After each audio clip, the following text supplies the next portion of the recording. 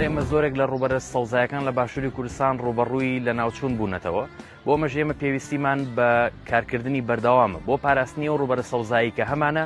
و بۆ گەشەپێدانی یان بۆ قەرەبووکردنەوەی ئەو زیانانەی کە گەێنراوە بە ڕوبەرە سەوزایەکان لە باشووری کوردستانە بۆ ئەمە چەندین ڕێگە و شێوەی جیا هەیە. یەکێک لەوانە کەڵک وەرگرتنە لە بۆنە و یادەکان. یەکێک لەو بۆنە و یادانەوەیە کە لە ساڵڕۆژی لەدایک بوونان نەمان بڕوێنرێ جێگەی پێزانینە کە لەلایەن کاکفەرمانەوە بۆ ساڵی دووهەمە لە قەزای دەربەنی خان لە ساڵڕۆژی لەدایک بوونیا ژمارەیەک نەمام ئەڕوێنێت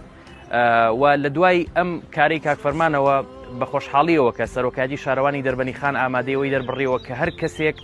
ئامادە بێت لە ساڵڕۆژی لەدایک بوونیان نەمان بڕوێنێت ئەوان ئامادە بن بۆ ئەوەی کە لە دابینکردنی شوێن لە دابینکردنی نەمام هاوکاری کۆمەکی بکەن کە ئەمە کارێکی گرنگە.